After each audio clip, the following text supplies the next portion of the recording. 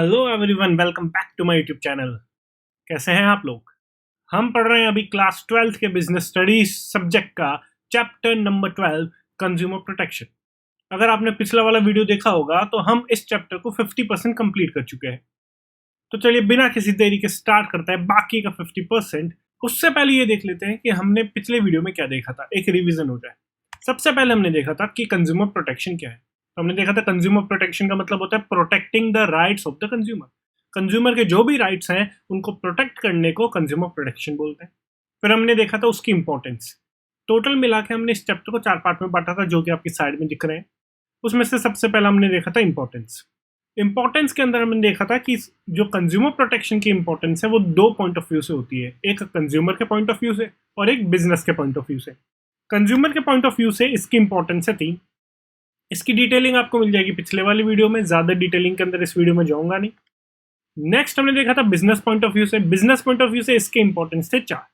इसकी भी डिटेलिंग आपको पिछले वीडियो के अंदर मिल जाएगी। जल्दी से देखते हैं इसके बाद हमने क्या देखा था। इंपॉर्टेंस के बाद हमने देखा था वेज ऑफ कंज्यूमर प्रोटेक्शन, कि एक कंज्यूमर के राइट्स को प्रोटेक्ट करने के लिए कितने तरीके हैं। तो हमने टोटल नंबर ऑफ वेज देखे थे 5। टोटल 5 तरीके हैं। क्या है ये, कैसे हैं ये सारी चीज वापस एज यूजुअल पिछले वाले वीडियो के अंदर आपको डिटेलिंग के अंदर मिल जाएंगे। हम यहाँ पे ये नहीं पढ़ने वाले। हम जो यहाँ पढ़ने वाले वो इसका नेक्स्ट वाला पार्ट, जो कि द कंज्यूमर प्रोटेक्शन एक्ट 1986। तो चलिए बिना किसी देरी के स्टार्ट करते हैं हम अपना next topic. The consumer protection act 1986 क्या बोलता है? सबसे पहले तो ये बोलता है कि मेरे लिए कंज्यूमर कौन है, क्योंकि जो मेरे लिए कंज्यूमर होगा वही मेरे एक्ट के अंदर रिलीफ पा पाएगा। तो इसकी वजह से कंज्यूमर की जो डेफिनेशन इस एक्ट में दे रखी है उसकी इंपॉर्टेंस बढ़ जाती है। तो इस एक्ट के अकॉर्डिंग डेफिनेशन क्या है, तो देखिए 2 जनों को इसने कंज्यूमर माना। सबसे पहला, any person who buys goods for consideration. कोई भी बंदा जो कि गुड्स को खरीद रहा है कंसीडरेशन के अगेंस्ट में। कंसीडरेशन का मतलब क्या? कुछ भी रिटर्न में देना, समथिंग इन रिटर्न, उसको कंसीडरेशन बोलते हैं। हमको ज़्यादा डिटेलिंग में नहीं जाना, बस ये मान लीजिए जो फ्री में नहीं खरीदा गया है गुड्स वो इसके अंदर कवर हुआ। तो अगर आप फ्री में गुड्स खरीद रहे हो तो आप कंज्यूमर नहीं हो। Second part, person who hires और avails any service for a consideration. कोई बंदा जो कि सर्विस को लेता है फॉर कंसीडरेशन, वो भी इसके अंदर कवर हो गया। दोनों में कॉमन चीज क्या है? दोनों में कॉमन चीज क्या है? For consideration. मतलब आप गुड्स या सर्विस खरीद रहे हो, लेकिन अगर फ्री में खरीद रहे हो तो इसमें कवर नहीं होगे। सर फ्री में कैसे खरीद सकते हैं? मान लीजिए कोई सलून है, नया ओपन हुआ है, वो बोल रहा है कि जो भी हमारा कस्टमर आएगा उसको फर्स्ट 100 कस्टमर्स को हम फ्री सर्विस देंगे, फ्री पेडिक्योर देंगे। तो मान लीजिए कि फ्री पेडिक्योर के अंदर किसी भी कस्टमर की कुछ कंप्लेन आ जाती है, उसके स्किन में इन्फेक्शन हो जाता है, तो वो इस एक्ट के अंदर कंज्यूमर नहीं है, इस वजह से इस एक्ट के अंदर रिलीफ नहीं ले पाएगा, क्योंकि उसने वो जो पेडिक्योर करवाया है उसके बदले में उसने कोई कंसीडरेशन नहीं दिया, वो फ्री में मिला था। इसलिए अगर आप कोई गुड्स या सर्विस खरीद रहे हो जिसके बदले में आपने कंसीडरेशन दिया है तो ही आप यहाँ कंज्यूमर कहलाओगे, वरना नहीं कहलाओगे। अब जब आपको पता चल ही गया है कि कंज्यूमर कौन है, तो ये एक्ट फिर आपको सबसे पहले ये बताता है कि आपके राइट्स क्या हैं और आपकी ड्यूटीज क्या हैं। फिर जब आपको राइट्स और ड्यूटीज अपनी पता चल जाती है, फिर ये बताता है कि अगर आपके राइट्स को छीना जाता है तो आप कहाँ जा सकते हो, मतलब रिड्रेसल एजेंसीज। ये वो एजेंसीज होती है जहाँ पे अगर आपके राइट छीने जा रहे हो तो आप वहां जाके कंप्लेन वगैरह कर सकते हो। और लास्ट में ये चीज बताता है कि वो रिड्रेसल एजेंसीज आपको क्या क्या रिलीफ प्रोवाइड करवा सकती है आपके जो राइट छीने गए उसके अगेंस्ट। तो बिना किसी देरी के स्टार्ट करते हैं इसका फर्स्ट वाला part, rights and responsibilities. Rights and responsibilities में सबसे पहले हम पढ़ते हैं राइट्स। एक कंज्यूमर के जो राइट्स हैं वो टोटल मिला के 6 राइट्स हैं, जिसमें सबसे पहला है राइट टू सेफ्टी। सेफ्टी का मतलब जैसे कि आप जानते हैं किसी भी हार्मफुल चीज से बचाव। ये राइट बोलता है कि जो गुड्स और सर्विसेज आप ले रहे हैं, अगर उसमें कुछ भी हार्मफुल नेचर की कोई चीज है, फॉर एग्जाम्पल इलेक्ट्रिक इक्विपमेंट्स जो भी आप खरीदते हो उसके अंदर डर रहता है हमेशा कि आपको कहीं से बिजली का झटका आ सकता है, तो वहां पे इंपॉर्टेंट बात यह है, आपके पास राइट है कि कोई भी गुड्स या सर्विसेज आप जो खरीद रहे हो, उस गुड्स एंड सर्विसेज के अंदर अगर ऐसा कुछ हार्मफुल नेचर का है जो कि आपको हार्म कर सकता है, तो या तो आपको उसके बारे में बताया जाए पहले से ही, और अगर नहीं बताया जा रहा है तो वो आपको हार्म ना करे, उसकी पूरी प्रिकॉशंस ली जानी चाहिए। अगर प्रोडक्ट क्वालिटी की वजह से आपको कुछ भी हार्म होता है और वो आपको पहले नहीं बताया गया था, तो फिर आपके पास राइट है कि आप उसके खिलाफ कंप्लेन कर सकते हैं और आप अपनी रिलीफ को ले सकते हैं। नेक्स्ट पार्ट है right to be informed. Informed का मतलब किसी इंफॉर्मेशन को गेन करना। तो एक कंज्यूमर के पास फुल राइट है कि एक प्रोडक्ट या सर्विसेज जो कि वो लेना चाहता है, याद रखिएगा लेना चाहता है, जरूरी नहीं आप खरीदो तो ही आपको इंफॉर्मेशन मिले। अगर आप खरीदने का सोच भी रहे हो तो भी आपके पास राइट है कि आप उस प्रोडक्ट से रिलेटेड सारे इंफॉर्मेशन ले सकते हो कि वो प्रोडक्ट के अंदर इंग्रेडिएंट्स क्या है, वो कैसे बना हुआ है, उसमें क्या हैजार्डस चीज़ है, उसके एक्सपायरी डेट क्या है, उसकी मैन्युफैक्चरिंग डेट क्या है, वो कहाँ पे बना है, वो सारे इंफॉर्मेशन। इसकी वजह से ही आप जो भी प्रोडक्ट खरीदते हो उसके पीछे जो इंग्रेडिएंट्स का होता है, एक्सपायरी डेट्स वगैरह लिखी हुई होती है, वो इसी वजह से होती है क्योंकि हर एक कंज्यूमर के पास राइट है, राइट टू बी इन्फॉर्म्ड। अब वो हर बार जब भी आप प्रोडक्ट खरीदो वो आके बताएगा तो है नहीं, इस वजह से वो प्रोडक्ट में छाप देता है सारी इंफॉर्मेशन जो कि आपको पता होनी चाहिए। Third, right to choose. Right to choose बहुत बड़ा ऑप्शन है, बहुत बड़ा राइट है आपके पास। इस राइट के अकॉर्डिंग हर एक कंज्यूमर के पास राइट है कि वो कौन सा प्रोडक्ट खरीदना चाहता है। कोई सप्लायर उसके ऊपर बंदिश नहीं डाल सकता कि आपको ये प्रोडक्ट ही खरीदना पड़ेगा। वो जिस प्राइस पे खरीदना चाहता है, जिससे खरीदना चाहता है और जो खरीदना चाहता है वो खरीद सकता है। कोई उसके ऊपर दबाव नहीं डाल सकता कि आपको यही चीज़ मुझसे ही खरीदनी पड़ेगी। अगर ऐसा हो रहा है तो आपका जो राइट टू चूज है वो आपसे छीना जा रहा है, तो आप उसके खिलाफ केस कर सकते हैं और रिलीफ पा सकते हैं। नेक्स्ट जो है अपना राइट वो है right to be heard. Heard का मतलब सुनवाई होना। अगर आपको कुछ भी कंप्लेन है अपने गुड्स और सर्विसेज जो भी आपने खरीदे हैं एज अ कंज्यूमर, तो आपके पास राइट है कि आपकी वो कंप्लेंट्स वगैरह सुनी जाए। ये राइट टू बी हर्ड जो है वो बेसिकली सप्लायर के पॉइंट ऑफ व्यू से है कि आपको कुछ भी कंप्लेन है तो आप सप्लायर को बताओगे कि सर आपके जो गुड्स आपसे खरीदे हैं या जो सर्विस आपसे लिए उसमें ये मुझे प्रॉब्लम आ रही है, ये मेरी कंप्लेन है। अगर वो आपकी सुनवाई नहीं करता, वो आपकी कोई प्रॉब्लम सुन नहीं रहा, तो आपका राइट टू बी हर्ड भी वहाँ पे ब्रीच हो रहा है और आप उसके खिलाफ केस कर सकते हो। यह राइट टू बी जो हर्ड है वो कोई भी कोर्ट से रिलेटेड नहीं है कि भाई कोर्ट में सुनवाई होनी चाहिए, यहाँ पे सप्लायर पॉइंट ऑफ व्यू से सुनवाई है। नेक्स्ट आ रहा है राइट टू सीक रिड्रेसल। यहाँ आई कोर्ट वाली बात। अगर आपकी कंप्लेन वगैरह नहीं सुनी जा रही या आपका कोई भी राइट छीना जा रहा है, तो आपके पास ये भी राइट है कि आप उसके खिलाफ कंप्लेन कर सकते हो, जो रिड्रेसल एजेंसीज है उसके खिलाफ, और वहां से आप रिलीफ पा सकते हो। कोई भी आपको किसी भी के खिलाफ केस करने से नहीं रोक सकता। तो अगर आपने कोई गुड सर्विसेज खरीदी और उसमें साफ बोल दिया उसने कि सर ये खराब निकलेगा तो हमारी कोई जिम्मेदारी नहीं है, आप हमारे ऊपर केस नहीं कर सकते हो, तो ऐसा कोई भी प्रोविजन वैलिड नहीं होगा। आप हमेशा ही आपके पास राइट है कि जो गुड्स एंड सर्विसेज आपने खरीदी उसमें जो जो राइट्स आपके पास थे वो राइट्स अगर ब्रीच होते हैं तो आप रिड्रेसल एजेंसीज में कंप्लेन कर सकते हैं। नेक्स्ट है last, right to consumer education.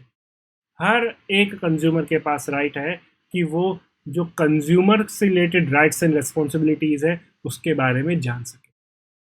हर एक कंज्यूमर अपने राइट्स और ड्यूटीज के बारे में कभी भी कुछ भी पूछना है तो सप्लायर से हो चाहे गवर्नमेंट से हो, वो हमेशा उसके बारे में पूछ सकता है। कंज्यूमर एजुकेशन का मतलब होता है कंज्यूमर्स को उनके राइट्स और ड्यूटीज या रिस्पॉन्सिबिलिटीज के बारे में बताना। तो आपके पास राइट है कि आपकी जो भी राइट्स हैं और रिस्पॉन्सिबिलिटीज हैं उसके बारे में आपको बताया जाए। इसी के साथ एक कंज्यूमर के राइट्स यहाँ कंप्लीट होते हैं। राइट्स के बाद हमें जो इस चैप्टर के अंदर पढ़ना है वो है एक कंज्यूमर की रेस्पॉन्सिबिलिटी, क्योंकि बिना रेस्पॉन्सिबिलिटी राइट्स कभी नहीं मिलते। जितने राइट्स होते हैं उतनी आपकी रेस्पॉन्सिबिलिटीज होती। रेस्पॉन्सिबिलिटीज आपकी यहाँ दे रखी है 7, वहाँ 6 राइट्स थे तो 7 रेस्पॉन्सिबिलिटीज आ गई साहब आपके पास। सबसे पहला मार्केट नॉलेज। यह आपकी रेस्पॉन्सिबिलिटी है कि आपको मार्केट की नॉलेज होनी चाहिए कि जो प्रोडक्ट आप खरीद रहे हो प्रोडक्ट मार्केट में कहाँ कहाँ मिलता है, कितने टाइप ऑफ प्रोडक्ट मिल रहे हैं, कितने रुपए में मिल रहे हैं, कौन कौन बेच रहा है, वो आपको नॉलेज होनी चाहिए। अगर आप कोई प्रोडक्ट खरीद रहे हो और बाद में पता चला कि वो पड़ोस वाली दुकान से और सस्ता मिल रहा था और केस कर दो सर इसने मुझे महंगा बेचा, नहीं चलेगा। मार्केट की नॉलेज होना आपको ज़रूरी है। अगर आपने नॉलेज सही नहीं रखी, उसकी वजह से आपको कुछ भी होता है, तो आपका राइट का हनन नहीं है, वो आपके राइट नहीं छीना जा रहा, उल्टी आपने रिस्पॉन्सिबिलिटी सही से नहीं की, उस वजह से आपके साथ हुई। Second responsibility, to buy standardize goods. आप सस्ते के चक्कर में फालतू का माल खरीदोगे तो आपको कोई राइट का फायदा नहीं मिलेगा। जब आप खरीदो तो आपकी जिम्मेदारी है कि जो स्टैंडर्डाइज गुड्स हैं, जो क्वालिटी वाले गुड्स हैं, उनको खरीदो। सर स्टैंडर्डाइज गुड्स क्या होते हैं? गवर्नमेंट ने गुड्स और सर्विसेज को स्टैंडर्डाइज करने के लिए बहुत सारे ऑप्शंस खोल रखे हैं। जैसे आप जानते हो आईएसआई मार्क, आप जानते हो आईएसआई मार्क दे रखा होता है। हम हमेशा ही जानते हैं जिसमें आईएसआई मार्क है वो अच्छा होगा। क्यों? गवर्नमेंट ने बोल रखा है कि हम बेंचमार्क सेट करेंगे, जिसके गुड्स की क्वालिटी हमारी बेंचमार्क के बराबर होगी, जो हम मिनिमम मानते हैं, हम उसको आईएसआई मार्क दे देंगे। तो अगर आप आईएसआई मार्क वाला खरीदते हो तो मतलब आप स्टैंडर्डाइज गुड्स खरीद रहे हो। उसके बाद उसमें कुछ प्रॉब्लम निकलती है तो आप केस कर सकते हो। लेकिन अगर आप बिना आईएसआई वाला हेलमेट खरीद के बैठे हुए हो, फिर आपका एक्सीडेंट हुआ और वो हेलमेट तो टूट गया, फिर आप केस करने चल गए इसने बेकार हेलमेट दिया, तो गवर्नमेंट आपको कोई सहायता नहीं कर सकती, क्योंकि आपने खुद ने अगर लो क्वालिटी के गुड्स खरीदे हैं तो आपको लो क्वालिटी के ही गुड्स मिलेंगे। नेक्स्ट आपकी जो रिस्पॉन्सिबिलिटी है वो है रीड लेबल्स केयरफुली। जो भी आपके गुड्स दिए जा रहे हैं उसमें लेबल्स के अंदर जितनी चीज़ें लिखी हुई हैं वो आप पढ़ें। ये क्यों दे रखा है? जैसे कि पिछली बार हमने पढ़ा था राइट टू इन्फॉर्मेशन, तो जितनी इन्फॉर्मेशन आपको पता होनी चाहिए थी वो सारी लेबल्स में लिख देते हैं, सारे प्रिंट कर देते हैं सारे के सारे सप्लायर्स। तो अब सप्लायर्स को ज़्यादा प्रॉब्लम ना हो आपको इन्फॉर्मेशन कन्वे करने के लिए, इसलिए आपकी रिस्पॉन्सिबिलिटी में डाल दिया है गवर्नमेंट ने कि आप वो लेबल पढ़ लो जहाँ पे इन्फॉर्मेशन दे रखी है। अगर वो लेबल में इन्फॉर्मेशन नहीं देते तो आप उसके खिलाफ केस कर सकते हो। लेकिन अगर वो लेबल में इन्फॉर्मेशन दे रहे हैं लेकिन आप ही नहीं देख रहे हो कि भाई प्रोडक्ट का एक्सपायरी हो गया या प्रोडक्ट की एमआरपी क्या है, और बाद में फिर आपको पता चलता है, तो सर ये आपकी गलती है। तो लेबल्स को अच्छी तरह पढ़िएगा, क्या है क्या नहीं है, क्योंकि सारी इन्फॉर्मेशन जो आपको चाहिए है वो वहीं पे लेबल्स में मिल जाएगी। Next, choose legal goods. सिर्फ और सिर्फ लीगल गुड्स खरीदिए। अगर आपने इलीगल गुड्स खरीदे, फॉर एग्जाम्पल बंदूक बिना लाइसेंस के खरीदते हो तो इलीगल, फिर आप बोलो कि सर मेरे पास बंदूक खराब है मैंने इससे खरीदी थी और केस करने जाओ तो नहीं चलेगा।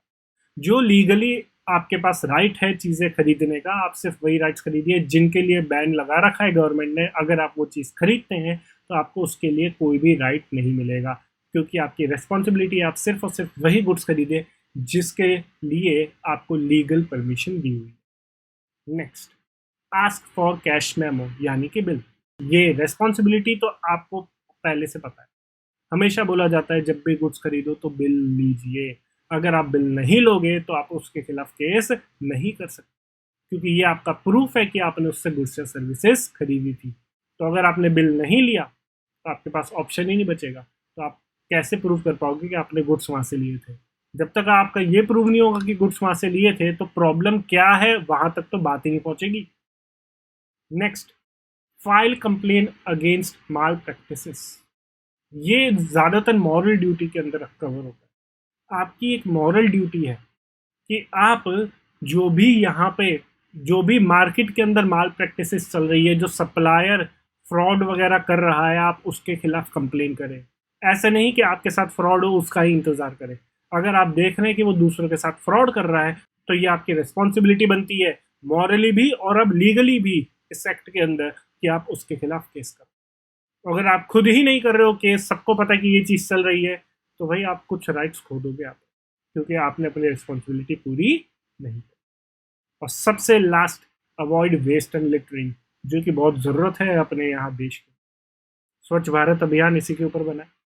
जो भी गुड्स या सर्विसेज आप ले रहे हो उसमें कम से कम वेस्टेज कीजिए, ज़्यादा से ज़्यादा यूटिलाइज कीजिए, उनको ख़राब मत कीजिए। और पूरा खाने या यूज़ करने के बाद उसका जो कचरा बचे उसको यहाँ वहाँ ना फेंके, जो गवर्नमेंट ने बताया है उसके अकॉर्डिंग ही उसको डिस्पोज ऑफ करें।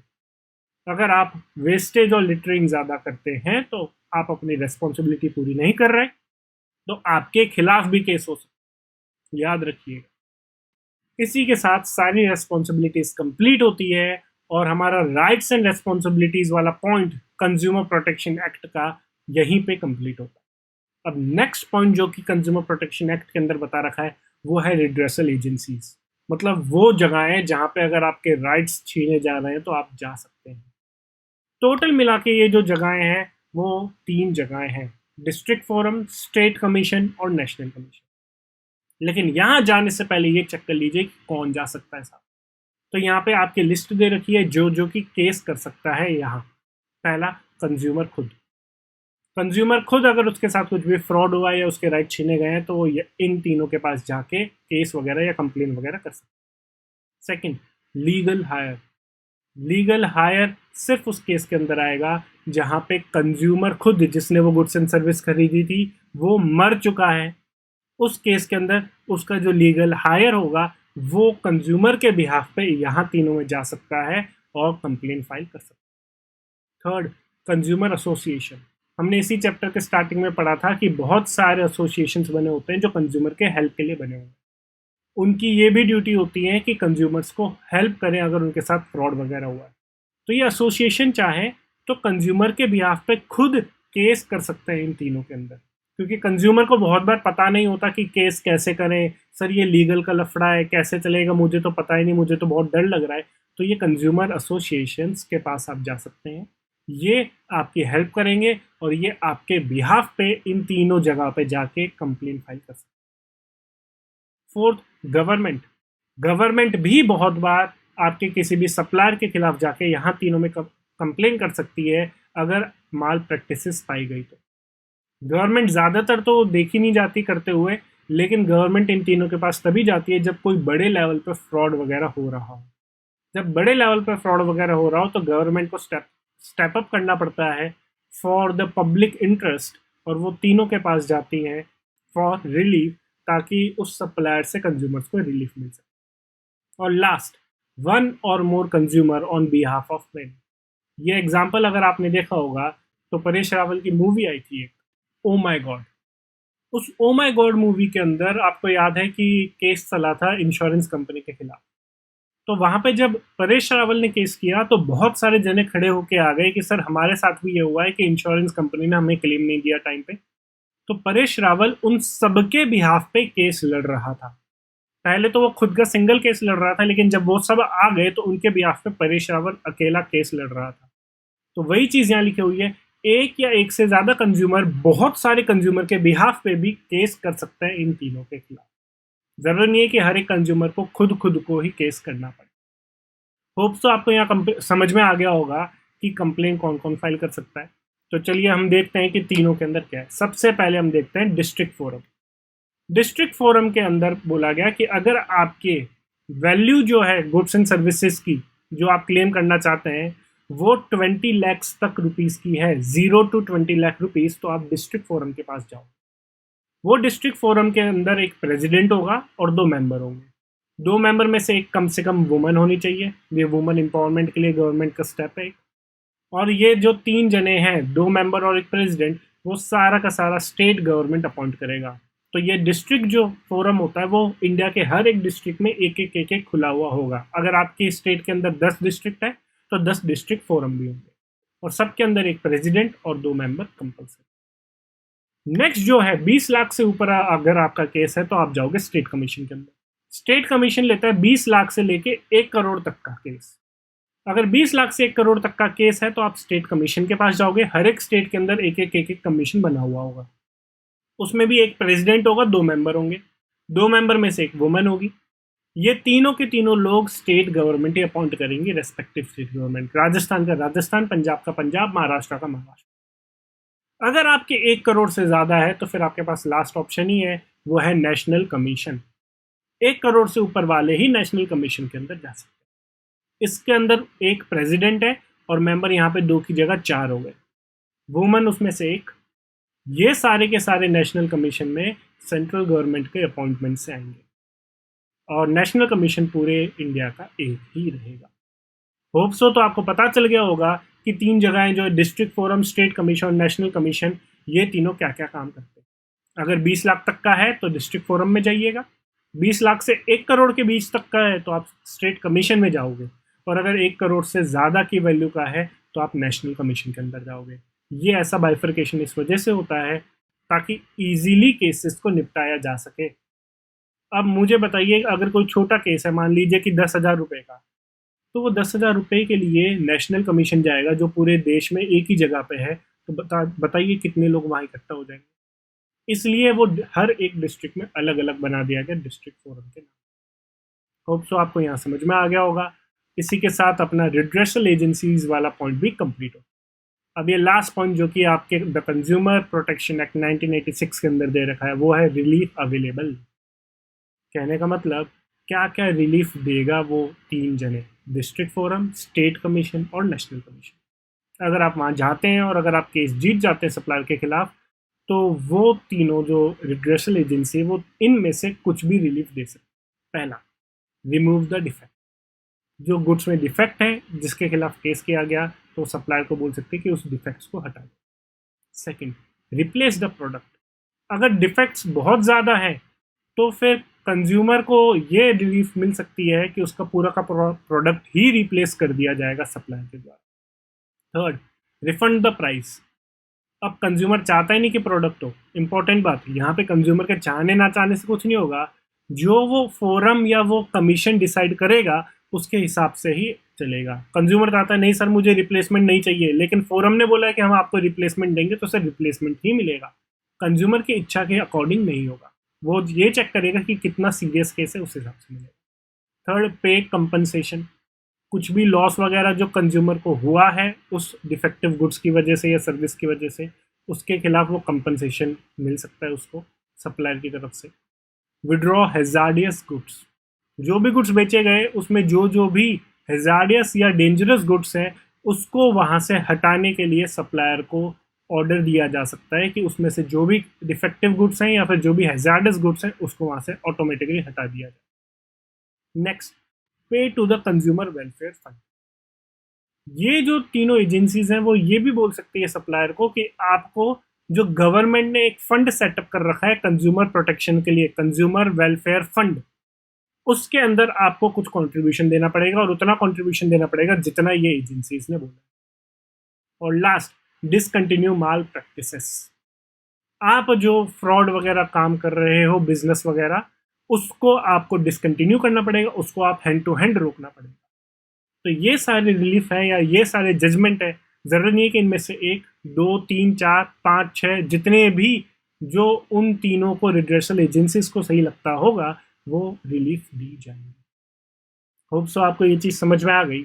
और इसी के साथ हमारा the consumer protection act complete होता है। नेक्स्ट जो हमें पढ़ना है वो पढ़ना है roles of consumer organisations and NGOs. ये जो एनजीओज वगैरह कंज्यूमर के प्रोटेक्शन के लिए इकट्ठे हुए हैं, खड़े हुए हैं कि हम आपका फ़ायदा पहुंचाएंगे, हम कंज्यूमर के राइट्स को बचाएंगे, हम उनके साथ फ्रॉड नहीं होने देंगे, तो उनका क्या रोल बनता है, उनकी क्या ड्यूटीज़ बनती है, क्या फंक्शंस बनते हैं। तो चलिए देखते हैं कि क्या रूल्स बनते हैं उनके। टोटल मिला के उनके 5 रूल्स हैं। पहला, educating public about their rights. लोगों को उनके राइट्स के बारे में बताएं। राइट्स वही जो कंज्यूमर राइट्स हमने पढ़े थे 6। Next, testing consumer goods quality. Time to time जो अलग अलग गुड्स मार्केट में मिल रहे हैं वो अपने खुद के इनिशिएटिव लेके उन गुड्स की जो नेशनल लेबोरेटरीज वगैरह है, अथोराइज लेबोरेटरीज है, वहाँ क्वालिटी टेस्टिंग कराएं, क्या वो उसी क्वालिटी के है कि नहीं जितने का वो बता रहे हैं। Next, encouraging consumer to take action against malpractices. जो कंज्यूमर से जिनके साथ फ्रॉड हुआ है वो उनको इंकरेज करे कि तुम आवाज़ उठाओ, अपनी दबे मत रहो। वो कैसे कर सकते हैं? वो उनको मेंटली हेल्प कर सकते हैं, फाइनेंशियली हेल्प कर सकते हैं, वो उनको मोरल बूस्ट कर सकते हैं कि हम आपके साथ हैं, आपको कोई प्रॉब्लम लेने की ज़रूरत नहीं है। Next, providing legal assistance to the consumers. जो कंज्यूमर्स हैं जो कि केस करना चाहते हैं, कंप्लेन फाइल करना चाहते हैं, उनको लीगल असिस्टेंस दे कि वो कहाँ केस कर सकते हैं, किस तरीके से केस कर सकते हैं, क्या क्या रूल्स एंड रेगुलेशंस हैं जो कि उनको फॉलो करने पड़े। और last, filing case on behalf of customer. अगर कस्टमर ऐसा है जिनके पास या तो फाइनेंशियली वो कैपेबल नहीं है या कुछ ना कुछ वजह से वो केस नहीं कर पा रहा है, डर रहा है, तो वो उस कस्टमर के बिहाफ पे केस करे और उस कस्टमर को रिलीफ दिलाए। ये हर एक एनजीओ या कंज्यूमर ऑर्गेनाइजेशन की ड्यूटी है। इसी के साथ आपके ये रूल्स भी कंप्लीट होते हैं और आपका ये पूरा का पूरा चैप्टर कंप्लीट होता है। होप सो आपको समझ में आ गया होगा कि इस चैप्टर के अंदर हमने क्या क्या पढ़ा है। तो मिलते हैं हम नेक्स्ट वीडियो के अंदर एक और नई सीरीज के अंदर। तब तक के लिए keep reading, bye bye, stay at home.